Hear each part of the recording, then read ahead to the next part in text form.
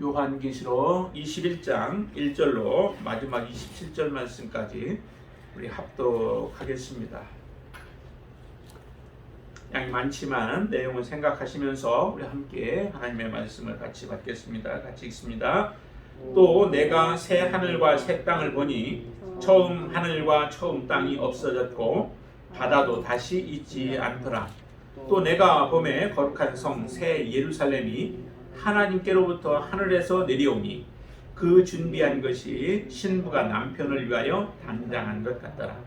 내가 들으니 보좌에서 큰 음성이 나서 이르되 보라, 하나님의 장막이 사람들과 함께 있음에 하나님이 그들과 함께 계시리니 그들은 하나님의 백성이 되고 하나님은 친히 그들과 함께 계셔서 모든 눈물을 그 눈에서 닦아 주시니 다시는 사망이 없고 애통하는 것이나 곡하는 것이나 아픈 것이 다시 있지 아니하리니 처음 것들이 다 지나갔음이로라.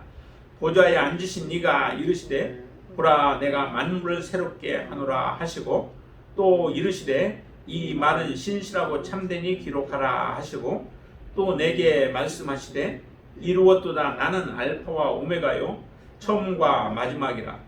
내가 생명수 샘물을 목마른 자에게 값없이 주리니 이기는 자는 이것들을 상속으로 받으리라. 나는 그의 하나님이 되고 그는 내 아들이 되리라. 그러나 두려워하는 자들과 믿지 아니하는 자들과 흉악한 자들과 살인자들과 음행하는 자들과 점술가들과 우상 숭배자들과 거짓말하는 모든 자들은 불과 유황으로 타는 못에 던져지리니 이것이 둘째 사망이라. 일곱 대접을 가지고 마지막 일곱 재앙을 담은 일곱 천사 중 하나가 나와서 내게 말하여 이르되 이리 오라. 내가 신부 곧 어린 양의 아내를 내게 보이리라 하고 성령으로 나를 데리고 크고 높은 산으로 올라가 하나님께로부터 하늘에서 내려오는 거룩한 성 예루살렘을 보이니 하나님의 영광이 있어 그 성의 빛이 지극히 귀한 보석 같고 벽옥과 수정같이 막더라. 크고 높은 성곽이 있고 12문이 있는데 문에 12천사가 있고 그 문들 위에 이름을 썼으니 이스라엘 자손 12지파의 이름들이라. 동쪽에 세 문, 북쪽에 세 문, 남쪽에 세 문, 서쪽에 세 문이니 그 성의 성곽에는 12기초석이 있고 그 위에는 어린 양의 12사두의 12이름이 있더라. 내게 말하는 자가 그 성과 그 문들과 성곽을 측량하려고 금 갈대자를 가졌더라. 그 성은 네모가 반듯하여 길이와 너비가 같은지라. 그 갈대자로 그 성을 측량하니 12,000 스타디오니요 길이와 너비와 높이가 같더라. 그 성곽을 측량하매 144 규빗이니 사람의 측량 곧 천사의 측량이라. 그 성곽은 벽옥으로 쌓였고 그 성은 정금인데 맑은 유리 같더라.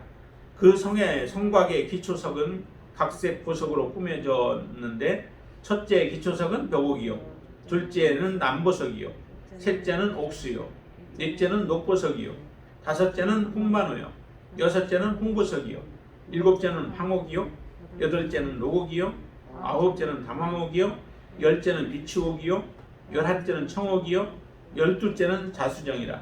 그 12문은 12진주니 각 문마다 한 개의 진주로 되어 있고 성의 길은 맑은 유리 같은 정금이더라.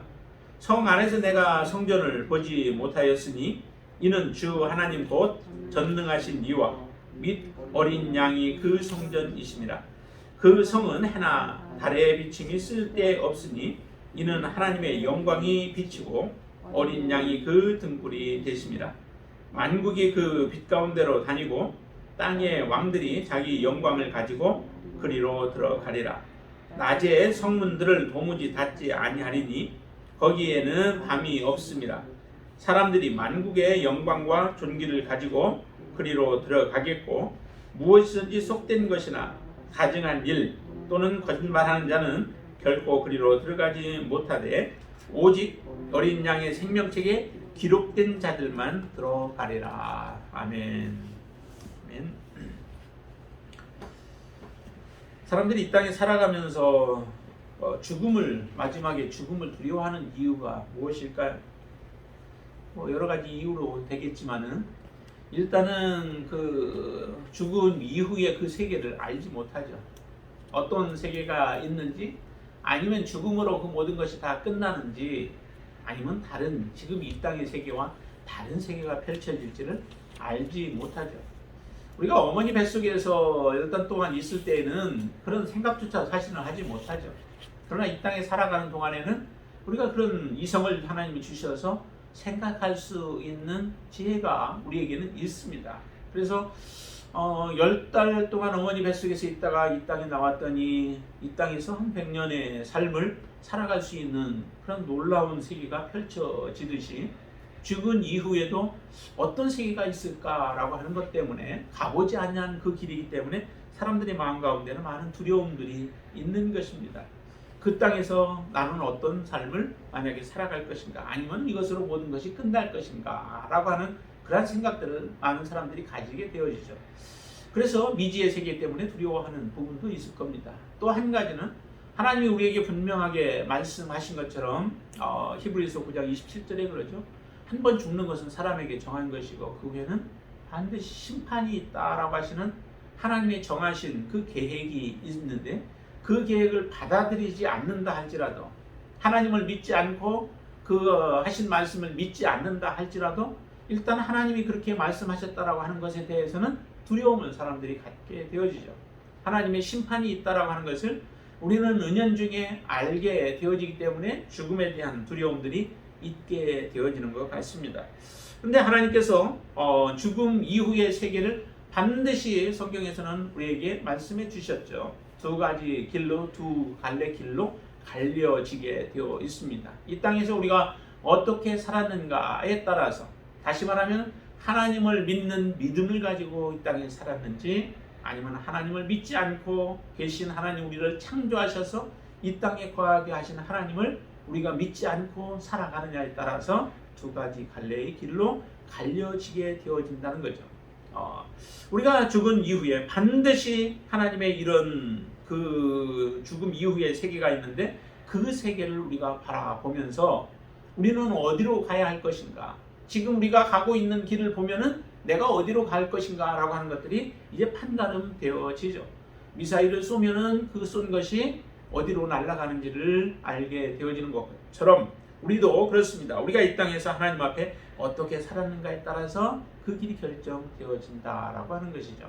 여러분들은 바로 하나님이 약속하신 그 영원한 천국이 여러분들의 마지막 종착역이 되어지고, 그곳에서 하나님과 함께 영원토록 살 소망 가운데 이 땅에서 믿음의 삶을 살아가시게 되길 바랍니다. 천국에서 하나님의 나라에 대한 부분들을 우리는 조금 오해를 하고 있는 부분들이 참 많습니다. 하나님의 나라는 어떤 것인가? 이제 성경에서는 두 가지 의미로 이렇게 말씀을 해주시죠. 하나는 통치적인 의미에서 하나님의 나라라고 하는 부분을 우리에게 말씀해 주시고요.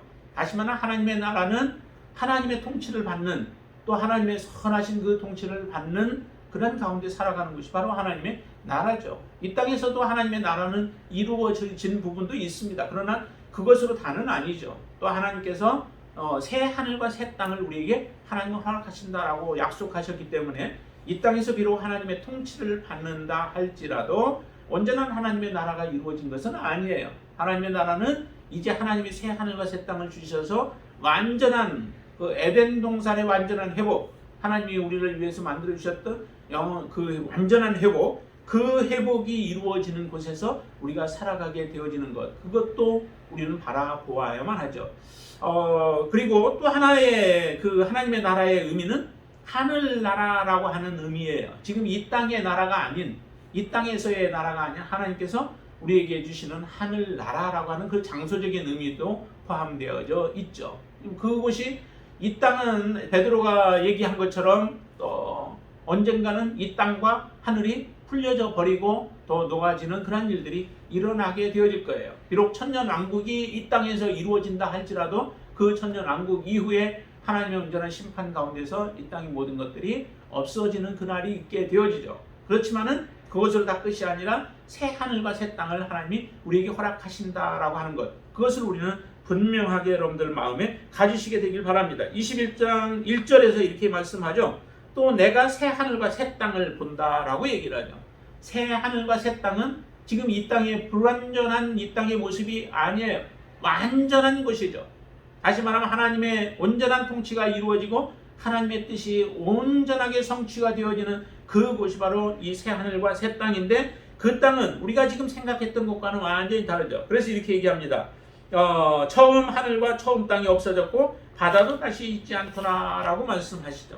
그러면서 2절에 보면은 거룩한 새 예루살렘이 하나님께로부터 하늘에서 내려오니 그 준비한 것이 신부가 남편을 위하여 단장한 것 같더라 하면서 하나님의 나라가 어떠한 나라인가 라고 하는 것을 조금 3절부터 거기에서 우리에게 이렇게 표현을 하죠. 그곳에서는 하나님과 함께 있는 곳이었고, 그래서 하나님이 우리와 함께 하심으로 인하여서 더 이상 그곳에는 고통이 없죠. 그래서 눈물도 없고 사망도 없고, 4절 애통하는 것이나 곡하는 것이나 아픈 것이 다시 있지 아니하니 처음 것들이 다 지나갔다라고 말씀합니다.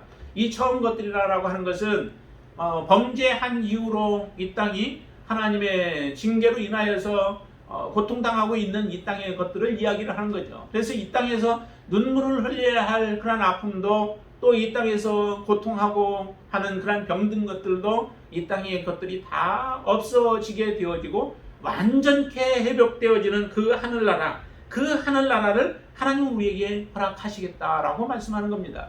그래서 창세기에서 모든 천지를 창조하시고 모든 만물을 하나님이 창조하셨던 그 온전함이, 보시기에 좋았던 그 온전함이 다시 완전하게 회복되어지는 그 나라가 바로 새 하늘과 새 땅의 그 모습이 되어지는 겁니다.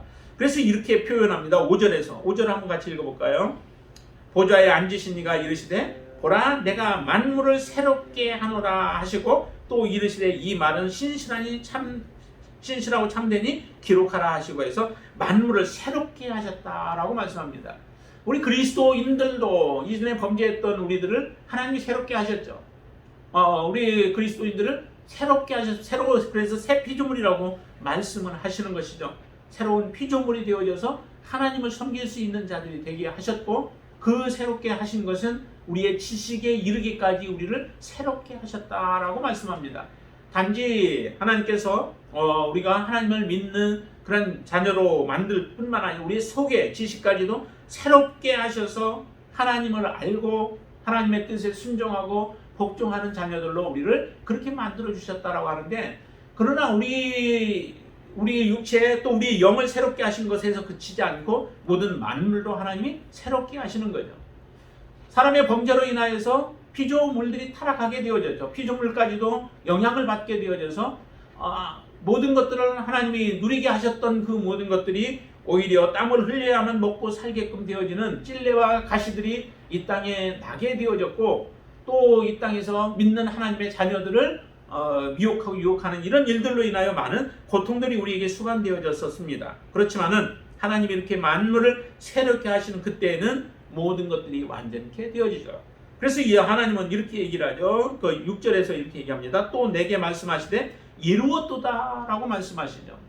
누가 이렇게 또 말씀하셨죠? 다 이루었다라고 주께서 말씀하셨죠. 그때는 우리의 그 죄로 인하여 죽어가고 있던 우리들을 완전히 예수 그리스도의 십자가의 보혈로 우리를 정결케 하시고 깨끗게 하신 그 십자가에서 주님이 외치셨던, 우리가 지불해야 했던 모든 죄값들을 다 지불하시고 우리를 자유케 해주셨던 그 예수 그리스도의 선포였습니다. 근데 하나님께서 다시 또 이렇게 말씀합니다. 이루었도다. 나는 알파와 오메가요 처음과 마지막이라 라고 말씀하시며, 완전히 회복되어진 그 하나님의 나라에서 이제 이런 하나님이 온전케 이루신 그 놀라운 역사를 우리가 보게 되어질 겁니다.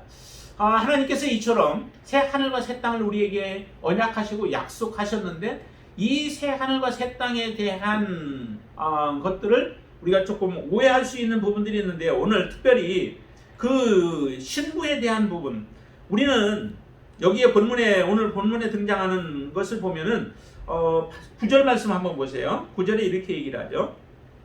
9절에 7 대접을 가지고 마지막 7 재앙을 담은 7 천사 중 하나가 나와서 내게 말하여 이르되 오라, 이리 오라. 내가 신부 곧 어린 양의 아내를 내게 보이리라 라고 말씀하시죠. 이 천사가 신부를 보여주겠대요. 그 신부는 곧 누구예요?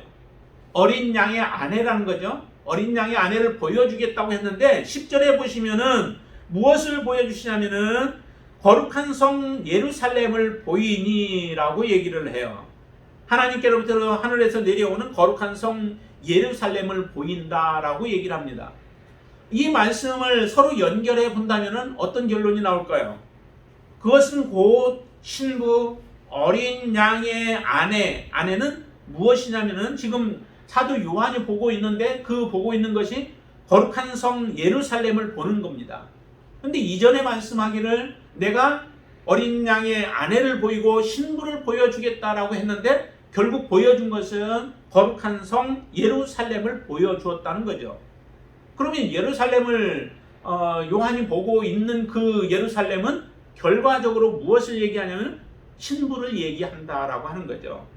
그러니까 우리는 이 새 예루살렘 성 하면은 그 예루살렘 성을 그냥 건물적인 것으로만 생각을 한다는 거죠. 그렇기 때문에 그것이 가득 차 있어요. 우리 사람들 그리스도인들에게 성전이 무엇이냐라고 묻는다면 여러분들은 뭐라고 대답해요?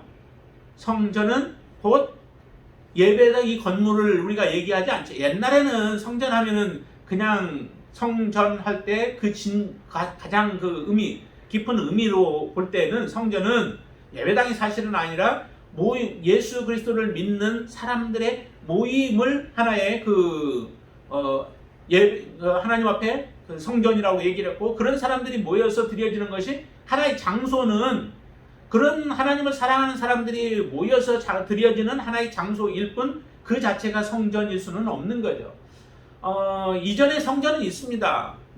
성전을 지어놓고 예루살렘 성전이라든지 아니 솔로몬 성전이라든지 아니면 헤롯 성전이라든지 등등 성전을 지어놓기는 했어요. 그리고 그 이전에는 성막을 지어놓고 회막을 지어놓고 그 다음에 성막을 지어서 그곳에서 하나님 앞에 드려지는 지성소도 만들어 놓고 했습니다. 그러나 실제적으로 이런 성전의 의미를 바꾸어 버리신 분이 누구시냐면 예수 그리스도이셨죠. 예수님이 오셔서 너희들이 성전을 헐어버려라 라고 말씀하시고, 성전을 헐면 내가 3일 만에 다시 세우겠다라고 말씀을 하세요. 그렇지만 이스라엘 백성들은 이 성전에 대해서 오해를 하고 있었기 때문에 우리가 46년에 걸쳐서 지었던 이 성전을 자기가 어떻게 3일 만에 짓겠느냐라고 하는 그러한 의문을 갖고 다시 얘기들을 하죠. 그때 예수님께서 하셨던 말씀이 뭐예요? 그 성전은 자기의 몸된 육체를 가리킴이라 라고 말씀을 하십니다. 이렇게 본다면 정말 그러면 성전이 무엇이냐라고 할 때 그 성전은 보여지는 건물 그런 것이 아니라 실제 성전은 바로 우리의 몸도 하나의 성전이라고 말씀하셨죠. 성령이 거하는 전이 성전이고 예수 그리스도 예수님이 성전이셨던 것과 같이 사실은 성전의 의미를 조금 우리가 바꿔야 된다라고 하는 겁니다. 여기에서 보여줬던 거룩한 성 예루살렘을 보여주고 그 예루살렘의 모양들 12문, 그 다음에 12기초석, 그리고 그 기초석에 갖고져 있는 보석들 12보석들에 대해서 설명을 하고 쭉 이렇게 이야기를 하니까 이 모든 것들이 다 예루살렘 성, 눈에 보이는 성만을 생각하면서 우리가 보고 있지만 이것은 곧 예수 그리스도의 진정한 신부가 되어질, 예수 그리스도의 어린 양의 신부가 되어질 하나님의 자녀들을 이야기하는 것이다 라고 하는 겁니다. 우리가 교회라고 할 때 그 교회의 의미도 우리 눈에 보이는 가시적인 교회가 있는가 하면은 하나님이 얘기하시는 정말 교회는 눈에 보이지 아니하시는 우주적인 교회를 이야기를 하죠. 그 한 교회가 바로 예수 그리스도의 진정한 신부가 되어지는 거예요.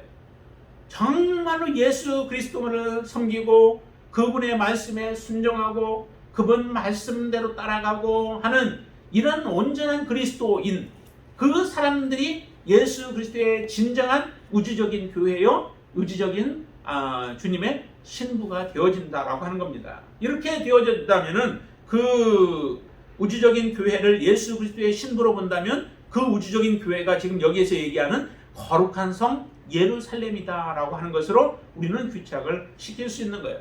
그래서 그러면 천국에 누가 들어가느냐라고 하는 거예요. 천국에 들어갈 수 있는 사람이 누구냐면 바로 이 신부가 들어가는 거죠.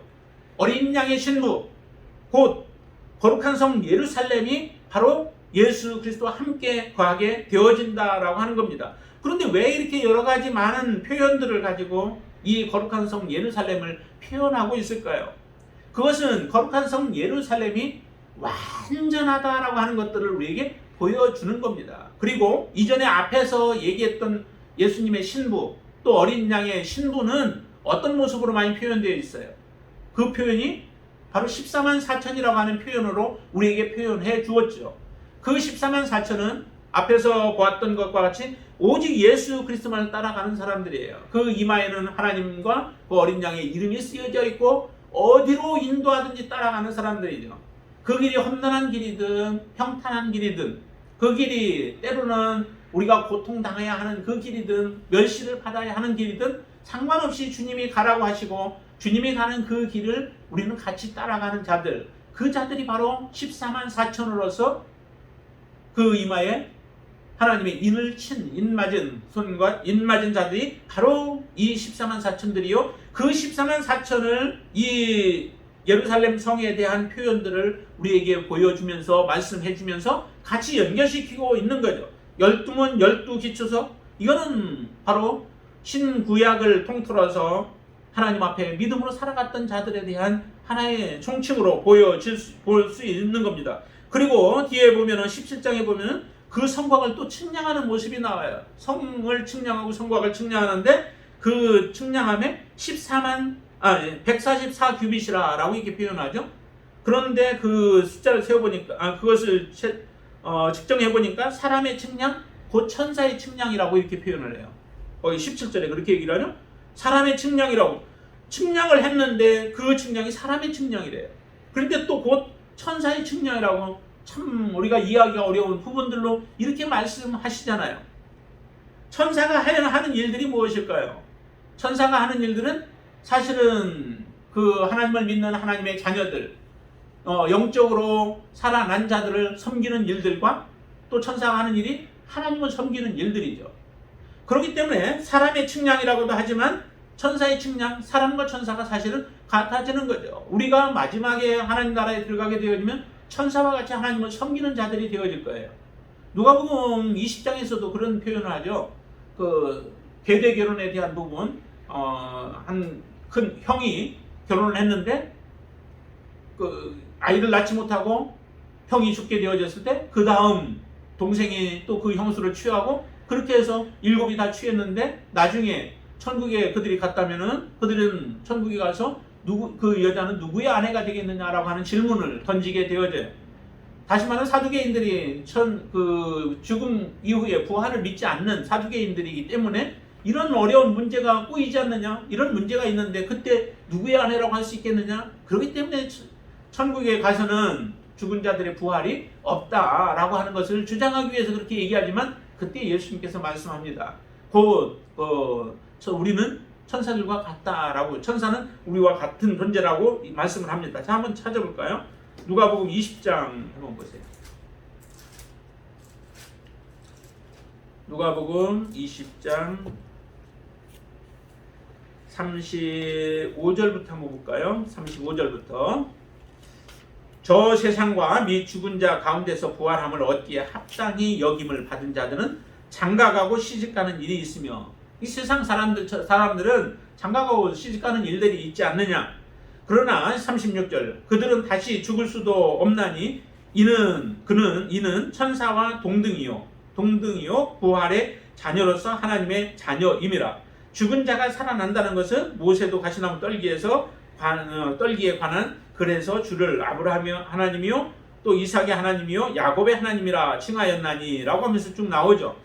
34절 한 번 더 보시면 예수께서 이르시되 이 세상의 자녀들은 장가도 가고 시집도 가지만 이 세상의 자녀들, 거듭나지 아니한 자녀들, 아니면 또 거듭났다 하더라도 이 땅에 지금 살고 있는 사람들은 시집도 가고 장가는 가요. 그런데 이제 하나님 앞에 믿음으로 살다가 죽은 사람들에 대해서 35절에서 이렇게 얘기하잖아요. 저 세상과 및 죽은 자 가운데서 부활함을 얻기에 합당한 자, 첫째 부활에 참여한 자들, 이러한 사람들은 자들은 장가가고 시집가는 일이 없다라고 이렇게 표현하죠. 그리고 그들은 다시 죽을 수도 없나니, 영원히 살게 되어지죠. 없나니 이는 천사와 동등이요, 우리가 그와 같은 존재가 되어져서 부활의 자녀로서 하나님의 자녀임이라 라고 얘기합니다. 천사와 동일한 자가 되어져서 하나님을 섬기는 자가 되어지는 게 바로 거듭난 하나님의 자녀들, 이 사람들이 그렇게 되어진다라고 말씀하시는 것을 보면은 여기에 사람의 측량, 곧 천사의 측량도 마찬가지의 모습이죠.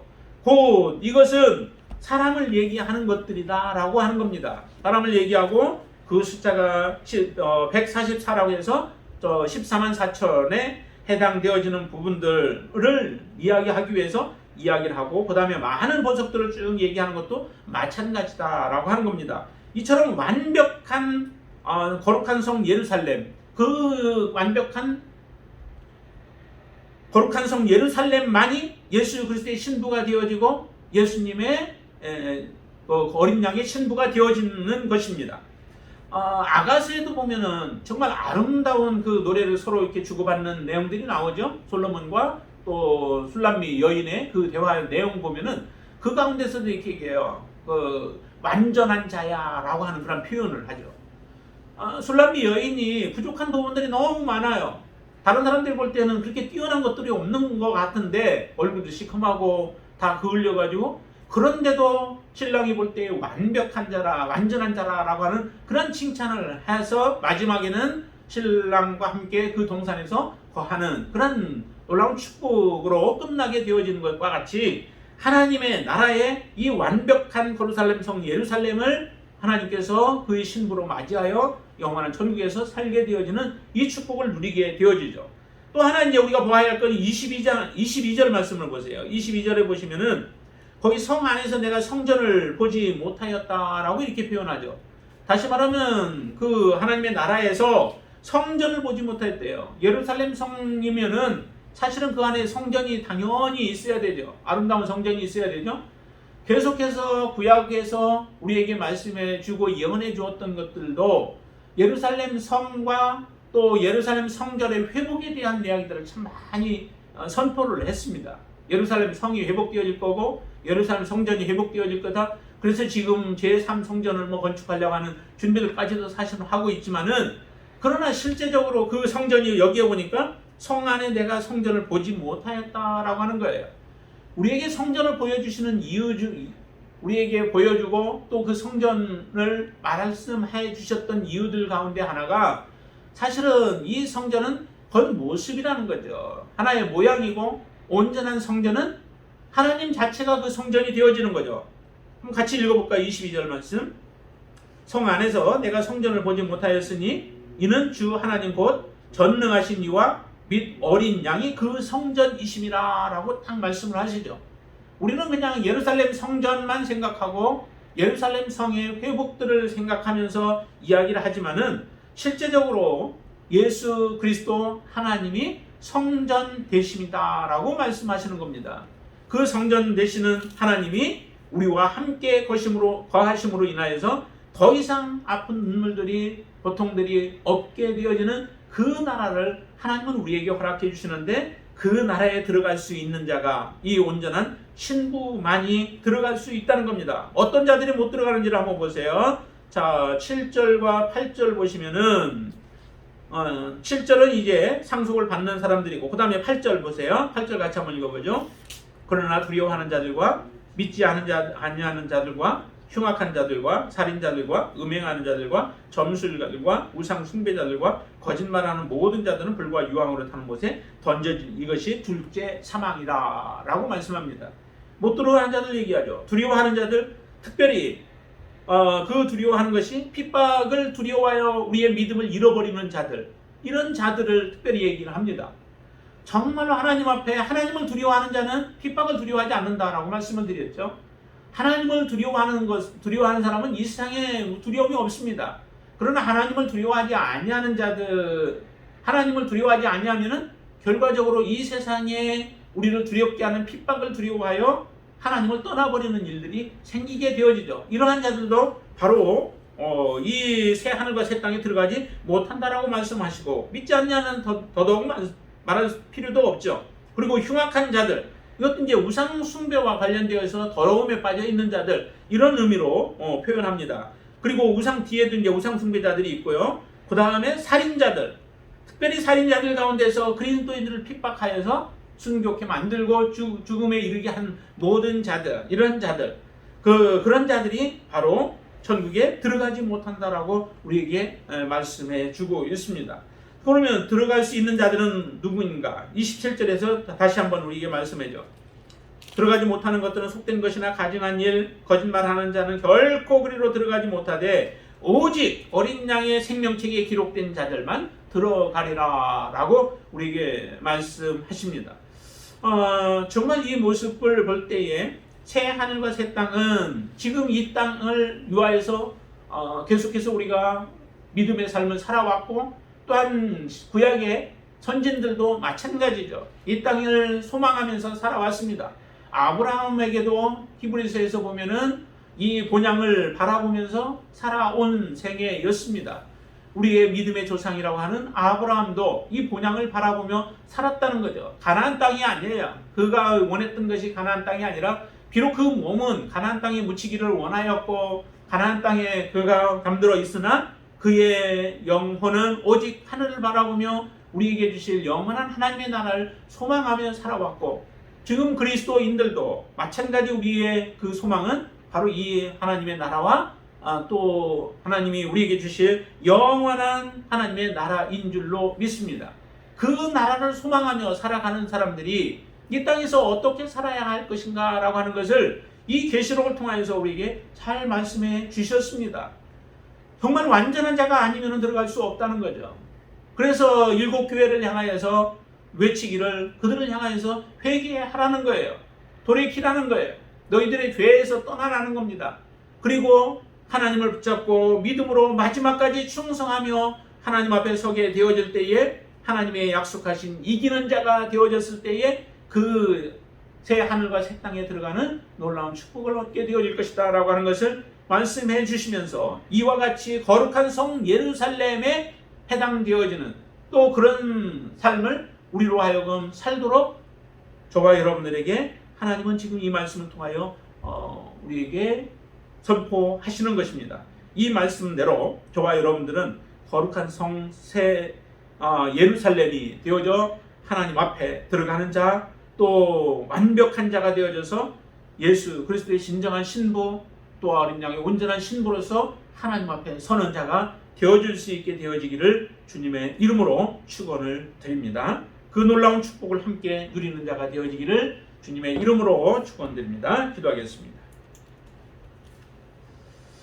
아버지 하나님, 우리가 이 땅에 환난과 역경과 또 유혹과 또 많은 핍박들 가운데서도 우리가 온전한 믿음을 지켜 하나님 앞에 설 수 있는 자가 되게 하여 주시옵소서. 우리의 굳어있는 우리의 생각들로 인하여 하나님의 말씀이 가리워지지 않게 하여 주시고, 하나님께서 말씀하시는 대로 우리가 모든 것들을 제대로 볼 수 있도록 역사하여 주시옵소서. 하나님이 우리를 위하여 예비하신 그 나라는 처음 것들이 다 지나갔고 다시는 그것이 있지 아니하고 오직 하나님의 영광만이 우리 가운데 임하며 우리를 그 땅으로 인도하여 영원토록 함께 살기를 소망하고 기뻐하시는 하나님의 그 초청에 우리가 기꺼이 들어갈 수 있도록 역사하여 주시옵소서. 더 이상 이 없어질 것들, 무너질 것들, 또한 불타버릴 것들, 하나님 풀어져 버릴 것들에 소망되지 않게 하여 주시고, 하나님은 우리에게 주시는 영원한 것을 바라볼 수 있는 진정한 믿음을 우리에게 허락하여 주시옵소서. 그러기 위하여 이제 하나님의 말씀 가운데 더욱더 거하는 삶이 되게 하시고 말씀대로 순종하여 믿음으로 살아가게 하여 주시옵소서. 하나님을 사랑하고 이웃을 사랑하는 믿음의 삶을 살게 하여 주시옵소서. 혹시라도 믿음에 있어서 아버지 하나님 곁길로 들어간 자들 다시 한번 돌이키게 하여 주시고 온전한 믿음으로 살아갈 수 있도록 역사하여 주시옵소서. 예수님의 이름으로 간절히 기도드리옵나이다. 아멘.